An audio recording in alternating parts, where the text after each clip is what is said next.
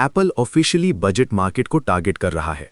70,000 रुपए में नया मैकबुक नियो सीधे तौर पर उन स्टूडेंट्स के लिए एक बड़ा दाव है जो ऐतिहासिक रूप से मैक ओएस इकोसिस्टम से बाहर रहे हैं। इसका विजुअल डिजाइन उस बदलाव को दिखाता है।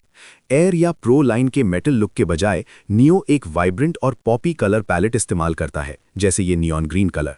इसकी बॉडी ट्रेडिशनल मेटल के बजाय हाई डेंसिटी प्लास्टिक जैसी फील होती है। कीबोर्ड के नीचे एप्पल ने एक ऐसा फैसला लिया है जो ऐसे बाकी हर मैक से अलग करता है। इस प्राइस पॉइंट को मैच करने के लिए उन्होंने laptop grade M series chips को छोड़ दिया है और इसमें A18 प्रो लगाया है। ये बिल्कुल वही प्रोसेसर है जो नए आईफोन्स में मिलता है। ये मोबाइल फर्स्ट आर्किटेक्चर इसे एक हाईली पोलराइजिंग मशीन बनाता है। ये या तो एप्पल इकोसिस्टम में घुसने का एक शानदार और सस्ता तरीका है या फिर एक बुरी तरह से फंसा देने वाला टेक्निकल ट्रैप है, जो पूरी तरह इस बात पर डिपेंड करता है कि आप इसका इस्तेमाल कैसे करते हैं। 70,000 रुपये का बजट आज के समय में बहुत सारे ऑप्शंस देता है। आपको इस नए नियो को एक यूज्ड M1 या M2, एक हाई एंड आईपैड या उसी कीमत वाले विंडोज़ लैपटॉप से कंपेयर करना होगा। ये चार्ट उन ऑप्शंस को उनकी शुरुआती कीमत और काम की इंटेंसिटी के हिसाब से मैप करता है। नियो सबसे नीचे लेफ्ट कॉर्नर में आता है। ये एक नए मैक के लिए सबसे कम कीमत ऑफर करता है, लेकिन इसे स्ट्रिक्टली लो इंटेंसिटी काम के लिए डिज़ाइन किया गया है। पुरानी M सीरीज मशीनें चार्ट में काफ़ी आगे हैं। वो हाई इंटेंसिटी प्रोसेसिंग को ज़्यादा देर तक हैंडल कर सकती हैं, लेकिन उनके लिए आपको ज़्यादा पैसे देने होंगे या रिफर्बिश्ड मार्केट जाना होगा। नियो को चुनने का मतलब है M सीरीज जैसी लगातार पावर के बजाय इमीडिएट डेली स्पीड और लेटेस्ट डिज़ाइन को प्रायोरिटी देना। इसके अंदर मौजूद A18 pro chip 8GB non upgradable RAM के साथ आता है। ये मोबाइल फर्स्ट सेटअप तय करता है कि हैवी लोड पड़ने पर लैपटॉप कैसा बर्ताव करेगा। M1 चिप से कंपेयर करें तो नियो सिंगल कोर स्पीड में जीत जाता है, जिससे वेब ब्राउजिंग और जूम जैसे छोटे काम बहुत तेज हो जाते हैं। लेकिन M1 मल्टी कोर में बाजी मार लेता है। 4K वीडियो रेंडरिंग जैसे लगातार भारी काम करने पर नियो तुरंत एक थर्मल वॉल हिट करता है और इसकी स्पीड बहुत कम हो जाती है। नियो एक स्प्रिंटर है जिसे रोजमर्रा के छोटे कामों के लिए बनाया गया है, और भारी प्रोफेशनल काम के मैराथन के लिए ये एक बहुत खराब चॉइस है।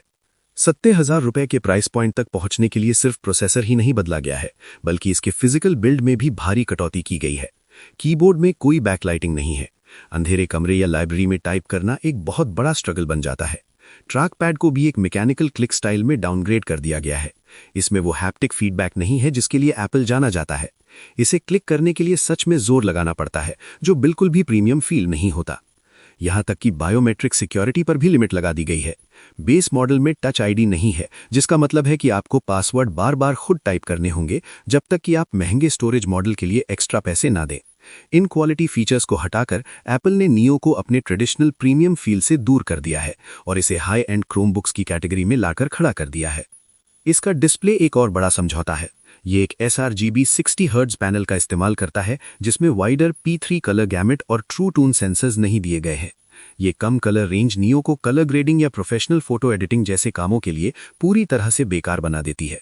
क्रिएटिव काम के लिए इसमें वो एक्यूरेसी ही नहीं है। कनेक्टिविटी भी उतनी ही लिमिटेड है। इसमें सिर्फ 2 USB-C पोर्ट्स हैं, दोनों एक ही साइड पर, और चार्जिंग के लिए कोई डेडिकेटेड मैगसेफ पोर्ट नहीं है। सबसे बड़ी बात, इनमें से एक port permanently USB 2.0 data transfer speed पर लिमिटेड है। ये वही पुराना स्टैंडर्ड है जो 10 साल पुरानी पेन ड्राइव में होता था। अगर आप ये मशीन खरीदते हैं तो कम कीमत के बदले ढेरों डोंगल्स लेकर घूमने और स्लो फाइल ट्रांसफर बर्दाश्त करने के लिए तैयार रहना होगा। जब हम एप्पल इकोसिस्टम से बाहर कदम रखते हैं तो 70,000 रुपए का बजट बिल्कुल अलग लेवल का हार्डवेयर खरीद सकता है। विंडोज मार्केट में उतने ही पैसों में आपको 16GB रैम और एक डेडिकेटेड RTX 3050 ग्राफिक्स कार्ड मिल जाता है। ऐसे स्पेक्स जिन्हें नियो छू भी नहीं सकता। एप्पल के लोगों के लिए आपको मॉडर्न गेमिंग की कुर्बानी देनी होगी। 8GB रैम और एक स्मार्टफोन की चिप पर ग्राफिक्स इंटेंसिव गेम्स चलाना बिल्कुल इम्पॉसिबल है। लेकिन नियो का सबसे बड़ा फायदा है इसकी एफिशिएंसी। ये आराम से 10 से 11 घंटे की बैटरी लाइफ और एक बिल्कुल शांत बिना पंखे वाला डिजाइन देता है, जिसे विंडोज लैपटॉप्स मैच नहीं कर सकते। विंडोज के ऊपर नियो को चुनना एक बहुत सोच समझकर किया हुआ सौदा है। आप रॉ गेमिंग पावर को छोड़कर फुल डे बैटरी लाइफ और एकदम साइलेंस को चुनते हैं। क्या खरीदना चाहिए ये सिर्फ स्पेक्स के आधार पर तय नहीं होना चाहिए। ये आपकी स्पेसिफिक डेली सॉफ्टवेयर ज़रूरतों पर डिपेंड होना चाहिए।